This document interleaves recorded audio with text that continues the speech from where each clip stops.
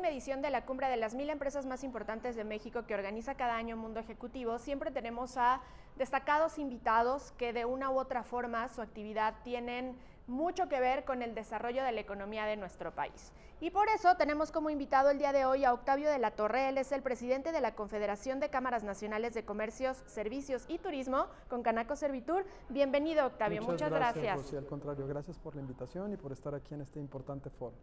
Pues justamente estamos cerrando el año, viene un 2025 en el que posiblemente haya como muchos cambios, ¿no? Nuevos planes de trabajo. ¿Qué es lo que está ocurriendo con la Cámara hoy en día, siendo que congrega, ¿no?, a muchas empresas de distintos sectores además?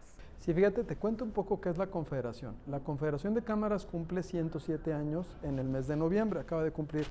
Tiene 257 cámaras en 1857 municipios, alrededor de 650 delegaciones y representa de manera legítima 4.8 millones de negocios y empresas del sector comercio, servicios y turismo. Tenemos afiliadas directamente a las organizaciones alrededor de 2 millones de empresas en todo el país.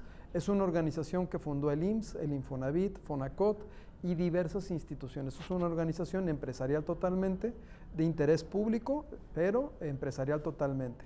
Los que participamos en esta organización atendemos un voluntariado.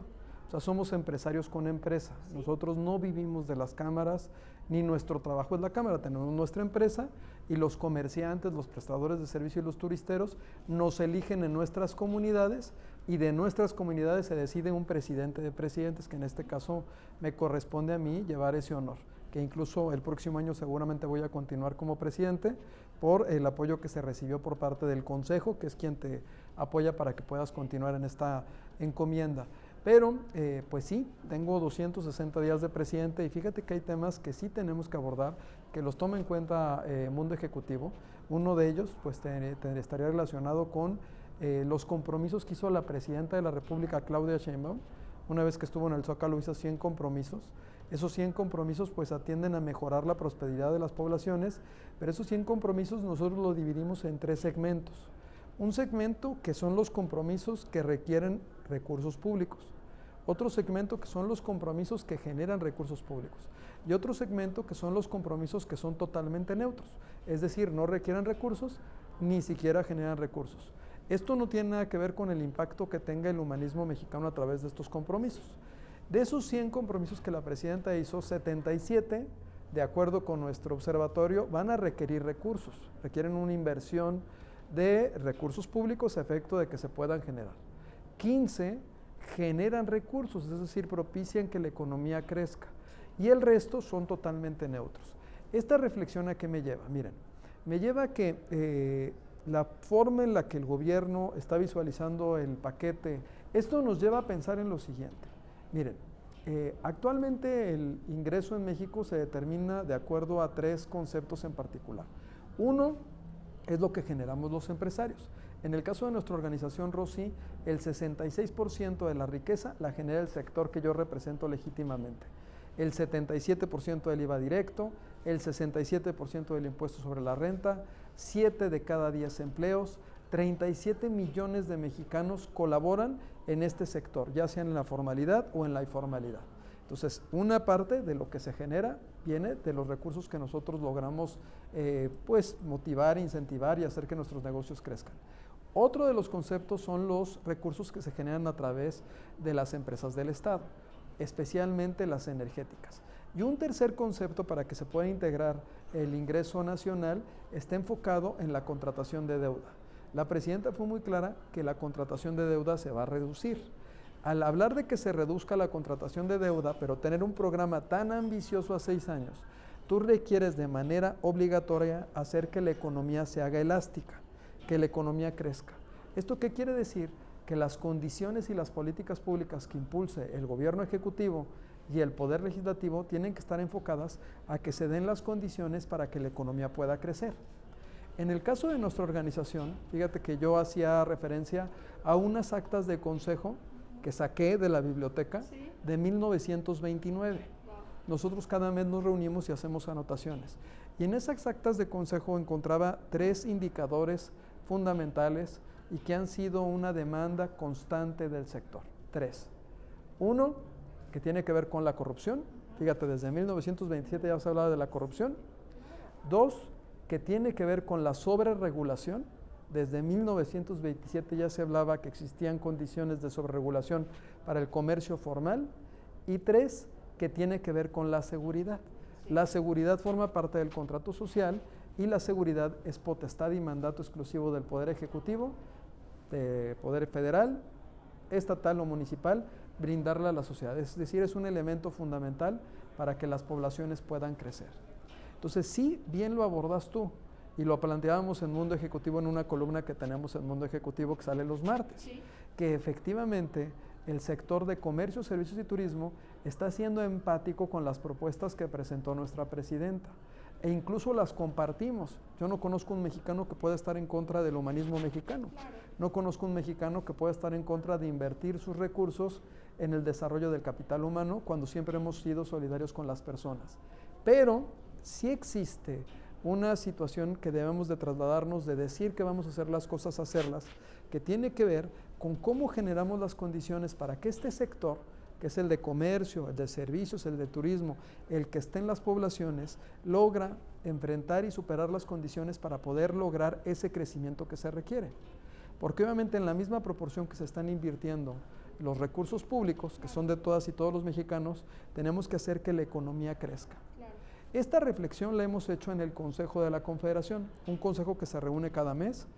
Se reúnen los líderes empresariales con arraigo en cada población, en las instalaciones de la Confederación aquí en la Ciudad de México o en la instalación que se habilita en cualquier parte del país. En este año hemos estado en Nayarit, en Puebla, en Cancún, en Mérida, en distintas zonas en donde nos reunimos todos, y parte del compromiso que tiene la organización es cómo nosotros no nada más vamos a ser espectadores de lo que el gobierno quiere propiciar.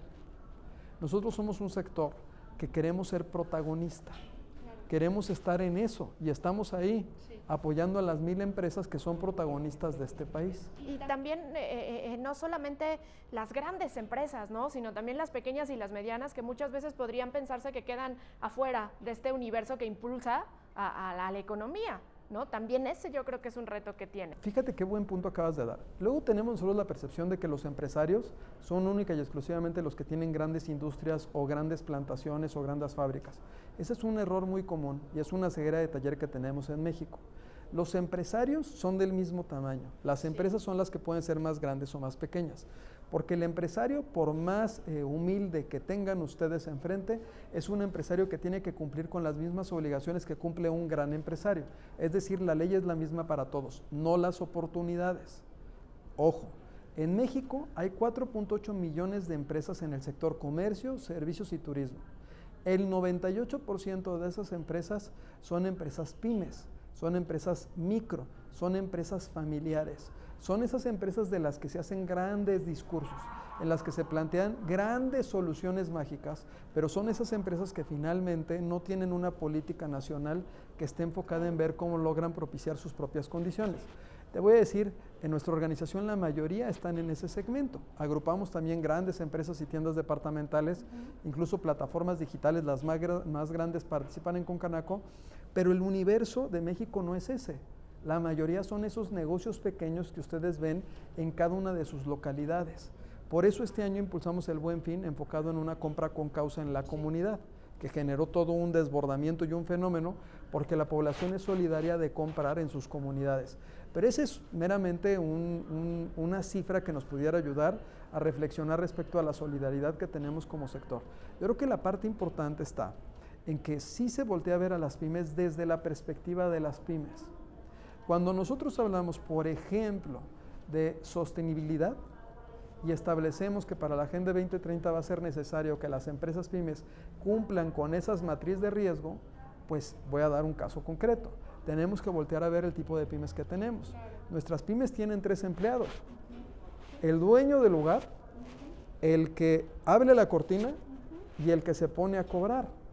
¿En qué momento la pyme, que es la realidad de México, que está en la comunidad, va a poder establecer una matriz de riesgos, generar una serie de condiciones adicionales de sobreregulación, si lo que realmente le importa a ese negocio es sostener, es salir a la semana, es pagar la raya, es pagar sus impuestos, es atender de manera ejemplar a sus clientes. Bueno, en la Concanaco Servitur, en la alianza que tenemos con Mundo Ejecutivo, que es una revista que leemos casi todos los que formamos parte de esta organización, pues estamos impulsando políticas y agendas que sí sean sostenibles y que estén enfocadas en las pymes, pero desde la visión de las pymes.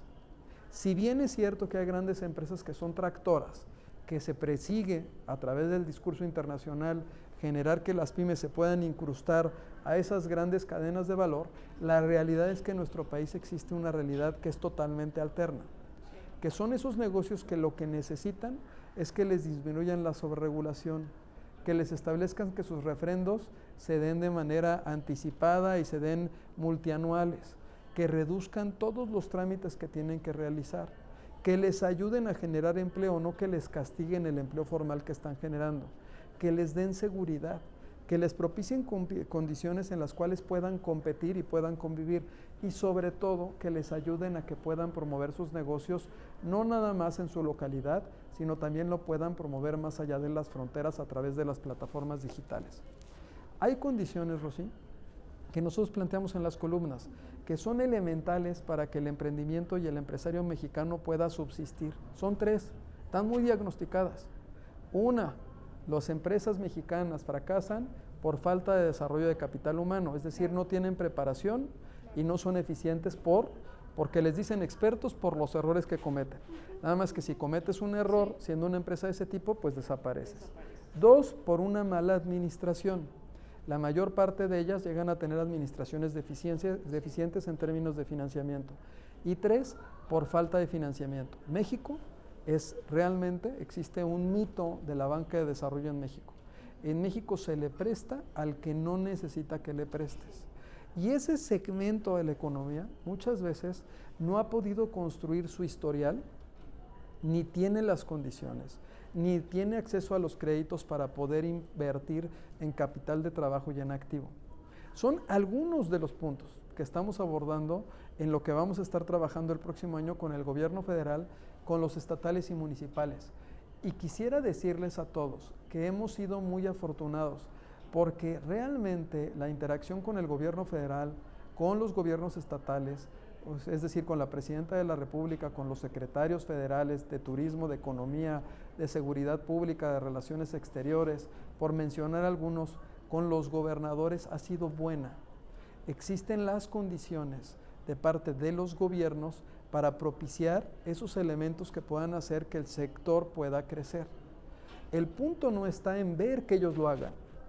El tema y la convocatoria que hago a mis líderes empresariales en cada región es que se conviertan en protagonistas del cambio, en que ejecutemos e impulsemos las mejoras para que el país pueda crecer al ritmo que se requiere a efecto de que se puedan cumplir con los compromisos que hizo la Presidenta, sean o no nobles o podamos entenderlos de diversas maneras.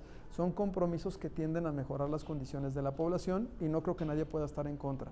Pero para ello, Rosy, necesitamos nosotros apoyarnos de estas 1000 empresas, las más importantes que están aquí, más todas las demás empresas que no han logrado estar en estas 1000, pero que estoy seguro que si implementan un plan de acción con una ejecución, con la tecnología suficiente, con una buena inversión y con sus capacidades multiplicadas, van a poder estar en esta revista a lo mejor el próximo año.